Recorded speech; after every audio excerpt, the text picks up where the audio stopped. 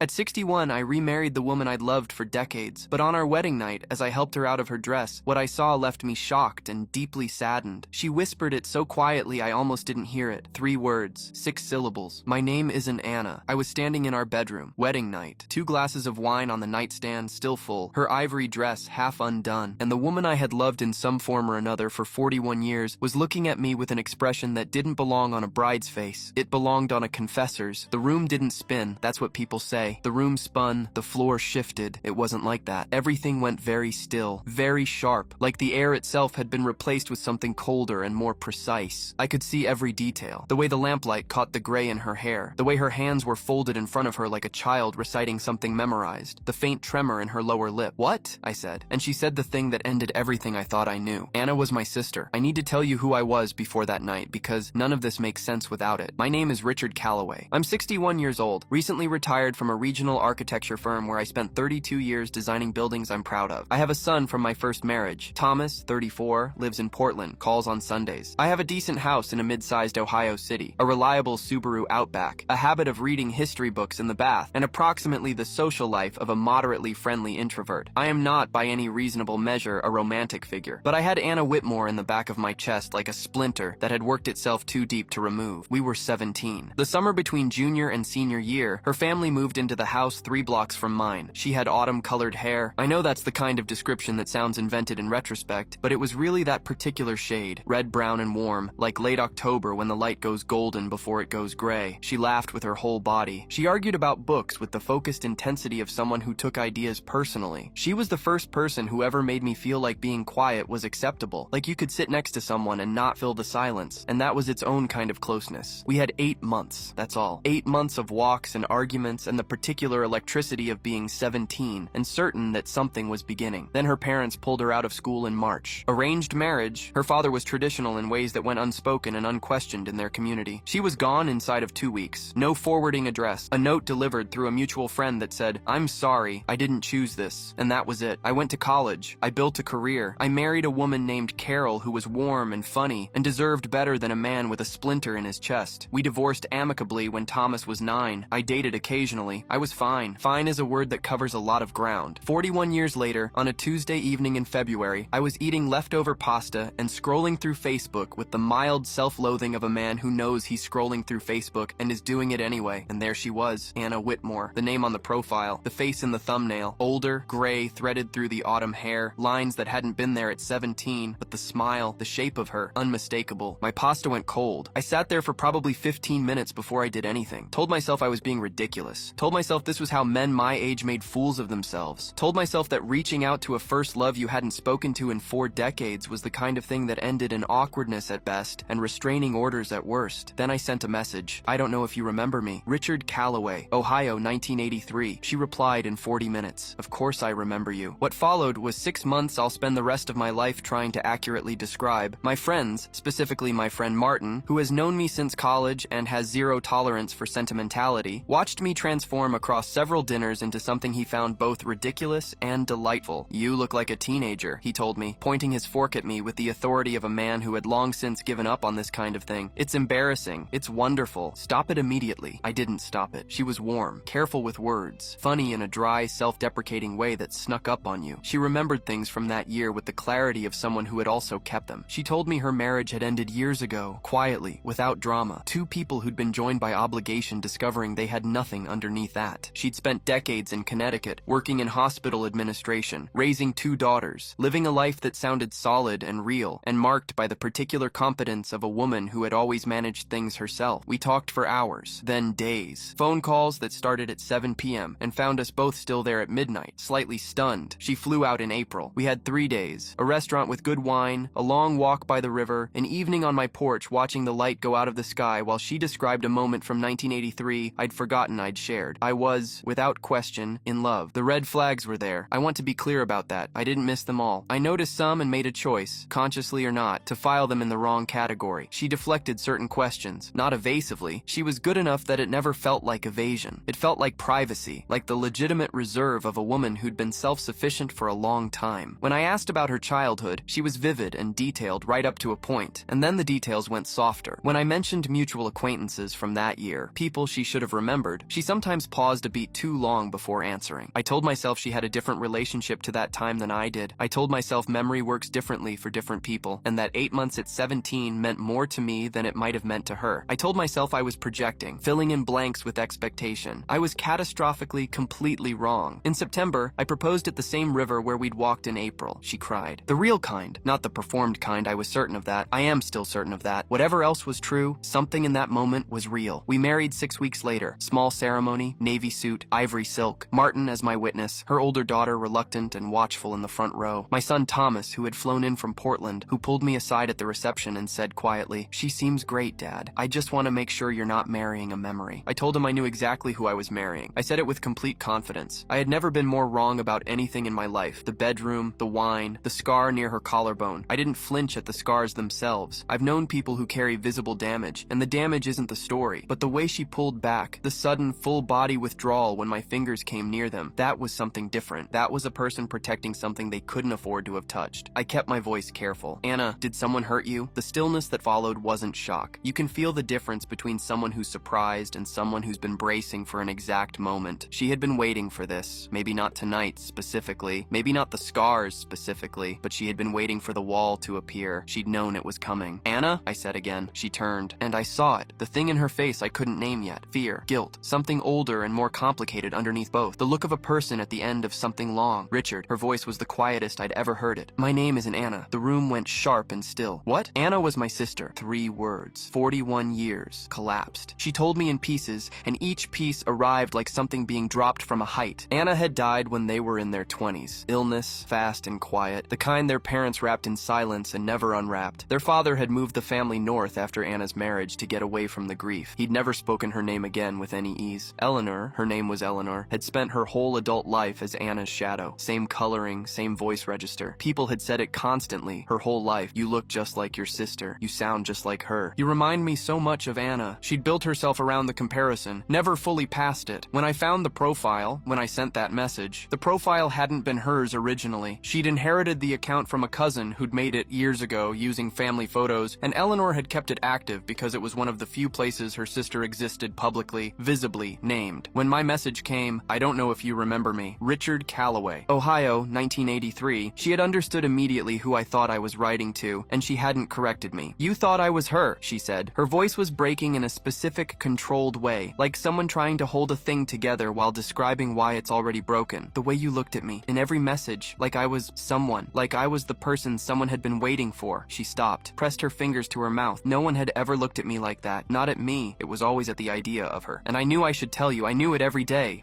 She stopped again. "What's your name?" My voice came out flat. I didn't intend it to be cold. It just was. She lifted her face. "Eleanor." I said nothing. I stood there in my navy suit jacket, still half dressed, in a room that had been a bedroom for 11 years, and now felt like a location where something had happened, and I tried to find a single thought that completed itself. "I just wanted to know what it felt like," she whispered. "To be chosen. Just once. The way you always chose her." I didn't sleep. I lay beside her in the dark, and she lay beside me, and neither of us spoke, and the space between us was wider than any 2 people in a bed should be able to make. At 4:17 a.m., I know because I watched the clock turn, I accepted that I wasn't going to sleep. I got up, put on a sweater, made coffee in the kitchen, sat at the table with it until the sky started to lighten. At 7:30 a.m., I made the call. Patricia Lowell had been Anna Whitmore's best friend since they were 11 years old. She was 62 now, still in Connecticut, ran a small bookkeeping practice, and had married the same man she'd been with since college. She was not someone I knew well. We'd met twice briefly during those 8 months in 1983, but she was someone I knew Anna had loved. Someone who would know the real shape of things. She picked up on the 3rd ring. I told her everything. All of it, start to finish. Standing at my kitchen window while the October light came in at a low angle and Eleanor slept in the room down the hall. Patricia listened without interrupting. When I finished, there was a silence that lasted long enough that I checked the phone to make sure the call hadn't dropped. Then she said, "Richard, there's something else you need to know about Eleanor." Her voice was the careful voice of someone who has been sitting on information and has just been handed permission to release it. She told me about James Whitfield, a retired banker in Boston, 64, widower. Eleanor had come into his life 3 years ago through a church group, and he had believed for approximately 8 months that he was corresponding with and then dating a woman who had been his colleague's late wife, a woman who had died. Eleanor had located photographs, stories, had slid into an identity with the practice of someone who had learned the shape of the space beforehand. Whitfield had proposed. Eleanor had accepted. The truth had come out through an old photograph at a family gathering. gathering. A guest who knew the real woman, who took one look at Eleanor and said quietly, "That's not her." Whitfield had not pressed charges. He had paid to have it quietly resolved, the way men of a certain generation deal with the humiliations they can't bear to have named in public. Then there was a man named Gerald Forsyth in Vermont, retired, wealthy, gentle in the way that left people vulnerable. Same pattern, a dead woman's name, an inherited resemblance, a relationship built on someone else's ghost. That one had lasted 11 months before it unraveled. "I always wondered when she'd do it again," Patricia said, not with satisfaction, with something heavier. "I should have, I don't know, warned someone, but warn who? I didn't know who she'd find." I thanked her, hung up, stood in the kitchen for a while. Eleanor was awake when I came back, sitting at the table with her coffee, wearing one of my sweaters, her hands wrapped around the mug, watching me in the way of someone who has run the calculations and knows how they come out. I placed my phone on the table between us. Patricia's final message, text, names, dates, a photograph she'd sent of a small newspaper notice from a Connecticut community paper about a fraud complaint, face up on the screen. Eleanor looked down at it. The color left her face the way tide goes out. "You weren't just a lonely woman looking for love," I said. I pulled on my coat. "You were a woman who'd already done this twice before. I want to be precise about what happened next, because precision is the only thing I had access to. Emotion was there. Enormous, complicated emotion. But I couldn't afford to lead with it. I'd built things my whole professional life. When a structure fails, you assess the damage methodically. You don't stand in the rubble and weep. You figure out what's still load-bearing. What was still load-bearing, I decided, was truth. The entire truth. My attorney, Daniel Park, 27 years in family and civil law, meticulous in the way of someone who had learned exactness the hard way, took my call that afternoon. I'd used him for my divorce from Carol and trusted him completely. He was quiet while I explained. When I finished, he said, "How recently were you married?" "Yesterday." A pause. "Come in this week. Wednesday. We're going to talk about annulment, misrepresentation, and whether what you've described meets the threshold for fraud. Bring everything, the messages, the documentation your contact sent." I brought everything. Wednesday afternoon, sitting across from Daniel in his downtown office with the framed photograph of Mount Rainier on the wall and the coffee that was always too strong, I spread out a 6-month history, printed message threads, Patricia's photographs and documentation, a timeline I'd assembled the night before at my kitchen table while the house was quiet. Daniel read through it with the stillness of someone who processes information by going completely motionless. When he finished, he set the pages down and looked at me over his glasses. "You have a strong misrepresentation case," he said. "The identity fraud element, using a deceased person's name to establish a romantic relationship, has been successfully argued in annulment proceedings. The prior pattern of behavior establishes intent. The question is how loudly you want this to go. What does loudly mean? Civil suit for fraud, potential criminal referral depending on what we can establish about financial conduct during the relationship." He paused. "Did she have access to any of your accounts?" I thought about it. Early in our relationship, I'd added her to a joint checking account for household expenses after she'd moved in. This was standard. I'd thought nothing of it. She had a debit card. Daniel's expression didn't change, but something in it sharpened. "Pull those statements going back to when she received the card." I did that evening. It took me 40 minutes with a cup of cold tea and a growing hollow feeling in my sternum. 6 months of statements. The household expenses were reasonable, but there were 10 withdrawals I couldn't account for. ATM pulls, always under $500 to avoid flagging, spread across 5 months. $4,200 in total. Nothing dramatic. Nothing that screamed. The kind of draining that only becomes visible in aggregate. I printed the statements, added them to Daniel's file. The next week, while I was gathering documents, my son Thomas called from Portland. He'd heard a version of events from Martin, who had called him, I learned, out of a concern he'd apparently been sitting on for some time. "Dad." Thomas's voice was careful in the particular way of a son who loves his father and is walking a line between truth and kindness. "What can I do?" "Nothing yet, just stay available. I'm flying in Friday." I didn't tell him not to. Here's where things became complicated in a direction I hadn't anticipated. Thomas arrived Friday evening. He's a methodical person, takes after me in the ways that are useful, takes after his mother in the ways that are warm. He sat across from me at my kitchen table with a legal pad and the expression of a 34-year-old who has decided his father needs practical help and is going to provide it. "The daughters," he said. I looked at him. "Eleanor's daughters. Have you had any contact with them?" I hadn't. After the wedding night, Eleanor had been staying in the guest room. We hadn't discussed anything formally. We'd simply arranged ourselves into parallel orbits in the same house, speaking in the minimal, careful ways of two people managing a situation. Her older daughter, the watchful one from the wedding, whose name was Carla, had texted once asking how the honeymoon was going. Eleanor had replied with something short and positive. I had not been involved in that exchange. "The older one," Thomas said. "She's been posting." He turned his phone to face me. Carla's Facebook page. Public, it turned out. 3 posts in the past 4 days. Carefully worded but legible in their intent. References to complications in her mother's new marriage. References to a controlling situation. References to her mother being in an emotionally difficult place. Nothing accusatory, nothing specific. dramatic, but a narrative beginning to form, delivered to whatever audience might be assembled. She was getting ahead of it. That was the moment the hollow feeling in my sternum became something harder and colder. If this became a story of a controlling older husband and a fragile wife, Daniel's case got messier. Not impossible. The documentation was strong, but messier. Public perception runs ahead of legal proceedings and drags the emotional terrain behind it. I knew enough about how these things went to understand that the first story to reach people tends to shape how they hear the second one. I called Daniel that evening, told him about Carla's posts. He was quiet for a moment. "Document them," he said. "Screenshots, timestamps, everything. Don't engage publicly. Let me make a call." The call he made was to a woman named Suzanne Merritt, licensed private investigator, 18 years of experience, specialist in identity fraud and civil fraud cases, former insurance investigation consultant. She had worked with Daniel's firm on several prior cases. She was precise, unhurried, and within 48 hours of being retained, had a file on Eleanor that was considerably more detailed than anything Patricia had given me or I had assembled myself. James Whitfield in Boston, Gerald Forsyth in Vermont. A third man, this one I hadn't known about, named Howard Baines in upstate New York, 67, retired contractor. That relationship had lasted only 4 months and had ended when Howard's adult son became suspicious and confronted Eleanor directly at a family dinner. Howard had not pursued any action. He'd been embarrassed. He'd wanted it to be over. 3 men, same pattern. Not identical in every detail. Eleanor adapted her approach, seemed to calibrate to each target, but structurally the same. A deceased or missing woman, an inherited resemblance or access to identity materials, accelerated intimacy, financial access established carefully, in small amounts, never enough to trigger obvious alarms, then a managed exit when the situation became unsustainable. Suzanne Merritt sat across from me in Daniel's conference room on a Tuesday and laid the file on the table with the same flat efficiency with which she apparently did everything. "She's careful," Suzanne said. "The amounts are always under the threshold that triggers automatic fraud review. The targets are isolated enough that cross-referencing is difficult. She's been doing this for at least 8 years that I can document. Do the prior men know about each other? Howard Baines does now. I spoke with him yesterday. He's willing to provide a corroborating statement." James Whitfield was harder. He had resources and a deep preference for privacy. His attorney, reached through a back channel Daniel had, indicated that Whitfield was not interested in becoming part of a public proceeding. He was, however, willing to have his documentation reviewed privately in support of any case that didn't require his direct testimony. That left Gerald Forsyth, 71 years old, living alone in a house outside Burlington, Vermont, with a garden he tended and a quiet life he'd rebuilt carefully after Eleanor. When Suzanne reached him by phone, he'd been silent for a long moment. Then he said, "I've been waiting for someone to call about her." The annulment filing happened on a Thursday morning. Daniel had prepared a comprehensive petition: material misrepresentation of identity, fraudulent inducement of marriage, documented pattern of similar conduct, evidence of financial fraud. He was exact about the charges. He was not cruel, but he was exact. Eleanor was served at the house. She was still living there, had nowhere else to go. And I had not asked her to leave because I was not going to do anything that could be characterized as emotional pressure during an active legal proceeding. That was Daniel's advice, and I followed it. She read the petition in the kitchen. I wasn't in the room. I was in my office with the door half open, listening without wanting to listen. I heard her set the papers down. I heard her go very still. And then I heard her say to no one, "Okay, just that, okay," like someone who has been bracing for a wave and finally feels it arrive. She retained her own attorney, a woman named Sandra Lee, competent and measured, who called Daniel within 24 hours to discuss the parameters of a settlement. There would be no contested proceeding. Eleanor would sign the annulment, repay the $4,200 in documented withdrawals, and cooperate with the civil statements that Howard Baines and Gerald Forsyth were prepared to submit in support of their own potential proceedings. Sandra Lee negotiated hard on one point. She did not want Eleanor named in any criminal referral. Daniel discussed this with me at length. My honest answer was that I didn't know what I wanted. I wanted the truth documented. I wanted the pattern visible. I wanted the next James Whitfield or Gerald Forsyth or Richard Calloway to have something to find if they looked. What I did not want was to be the person who destroyed Eleanor. That's a distinction I've turned over many times since, and I'm still not sure I've resolved it cleanly. She had done real harm. She had done it with intent, and she had done it repeatedly. But she had also sat in my kitchen in my sweater with a cup of coffee, watching me come back from a phone call. And when I laid the evidence on the table between us, she hadn't run. She hadn't raged. She'd gone white and gone quiet and said, "Okay." Something in that okay was the most real thing I'd ever heard her say. The criminal referral went forward, not at my initiative, but because Howard Baines, once he understood the scope of the pattern, wanted it to. He had a daughter close to Eleanor's daughter's ages, and he wanted something on record. I understood that. I supported it. The referral went to a detective, Marcus Webb, 11 years in financial crimes with the Cuyahoga County Sheriff's Office, who reviewed the compiled documentation from Suzanne Merritt's file and the corroborating statements and opened a formal case file. I don't know the current status of that case. I don't follow it. That's Webb's work, not mine. Carla's social media posts stopped after Sandra Lee's involvement began. I don't know what Sandra told her, but the narrative that had been forming in public dissolved the same way it had appeared, quietly, without announcement. Eleanor left my house on a Sunday in November. She was thorough about it, left every room the way she'd found it. Better, actually. She'd rearranged the kitchen in a way that made more sense, and I've kept it that way. She left a note on the kitchen table. 3 sentences, handwritten on a piece of my notepad paper. I know this doesn't change what I did. I want you to know that what I felt was real, even if everything else was wrong. I'm sorry for both of those things. I read it 3 times and then put it in the drawer where I keep important papers that I don't know what to do with. There are things I've had to sit with in the years since this happened, and I'm going to be honest about them, because this story isn't just about Eleanor. I fell in love with a ghost. That's the bottom line. I found a Facebook profile, saw a name I'd carried for 41 years, and I needed it to be her so badly that I didn't ask the questions that were available to me. I could have called Patricia in the first month. I could have found other people from that time and triangulated. I could have noticed earlier than I did that the woman I was talking to sometimes paused too long before answering questions she should have answered without thinking. I chose not to notice, not consciously. I'm not someone who makes that choice and knows he's making it, but the unconscious version of that choice is still a choice. I wanted Anna Whitmore back badly enough that I was willing to take her shape without asking too many questions about what was underneath it. Eleanor found that willingness. She understood it, maybe better than I did, because she'd been living in Anna's shadow her whole life and knew exactly how people received that face, that voice, that resemblance. She knew what it did to them. She knew what it would do to me. That doesn't excuse what she did, but it's the truth of how it worked. My therapist, Dr. Caroline Marsh, 20 years in clinical practice, with a direct style I find useful and a complete absence of sentimentality about difficult truths, has spent several sessions with me on this particular mechanism, on what it means to need something so badly you build the house before you check the foundation, on what it costs and what it might teach to have the whole thing come down. You spent 40 years loving someone you couldn't have, she said during one session, and then someone arrived who let you. What would you have had to give up to ask harder questions? I thought about that for a long time. The answer was everything. I would have had to give up the possibility, and the possibility was the thing I'd been living on. Thomas flew in for Christmas. We cooked badly and watched a football game we were both only half watching, and talked about his work and my work and the book I'd finally started reading. It snowed on Christmas Eve, lightly, and we sat on the porch for a while in our coats watching it come down. He didn't bring her up. I didn't either. At some point he said, "Are you okay, Dad?" I thought about it. "I'm getting there," I said. "That's enough." Martin, at dinner in January, raised his glass across the table and said, "To the most dramatic retirement in Ohio history." I raised mine. I was hoping for quieter. "Clearly you weren't," he said, but not unkindly. I think about Anna sometimes. The real Anna. The one I knew at 17. The one who died in her 20s while I was somewhere in Ohio building a life and not knowing I'd already lost her. I think about what she would have become. Whether she'd have found her way back to someone who loved her the way I'd loved her then. Whether she ever knew at the end that she'd been that to someone. That specific, irreplaceable thing. I hope she knew. I have no way of knowing if she did. I think about Eleanor too. I think about her in the kitchen in my sweater, and the way she said okay when the papers arrived, and the 3 sentences she left on my notepad before she drove away on a Sunday in November. I think about a woman who spent 60 years as someone else's shadow, who found a stranger's message meant for the dead, and who made a choice that was wrong in almost every measurable way, but that contained, somewhere underneath it, something achingly human. She wanted to be chosen. I understand that, more than I wish I did. The annulment was finalized in March. I went to Daniel's office, signed the last documents, and shook his hand. He said, in the way of a man summarizing, "You handled this with more restraint than most would." I said I wasn't sure restraint was the right word. "What would you call it?" I thought about it. "I just tried to see clearly," I said. "A lot later than I should have, but eventually," he nodded. We shook hands again. I walked out into a gray afternoon and drove home. On the kitchen table, in the drawer under the good notepad, is a 3-sentence letter and a photograph from a September wedding, navy suit, ivory silk, that I've looked at exactly twice and don't plan to look at again for a while. The ghost I loved for 41 years is still gone. She was always going to be gone. That's the part I had to learn the hard way. You can't recover what was lost. You can only figure out what's real and hold on to that instead. It's slower. It's harder. It asks more of you, but it's the only way anything actually stands. I got the dog, not a golden retriever. I ended up with a 7-year-old rescue beagle named Frank, who is opinionated and affectionate, and appears to believe the couch is his by natural right. Thomas thinks Frank is the best thing to come out of the last 2 years. He's probably right. I'm reading again. I'm designing again. Small projects, consultative work, the kind that uses everything I learned without requiring me to run a firm. I see Dr. Marsh on alternate Thursdays. Last week, Martin pointed out that I was smiling at something and not performing it. Just actually smiling. He seemed more surprised than me. The woman I loved for 40 years never existed the way I imagined her. The woman I married wasn't who I thought she was. And yet here I am, older, more accurate, in a house with a beagle who has claimed the couch and a kitchen that makes better better sense than it used to. There are worse places to rebuild from. If you made it to the end, you've been sitting with grief and deception and something that I hope felt true. That means something. Hit like if it did.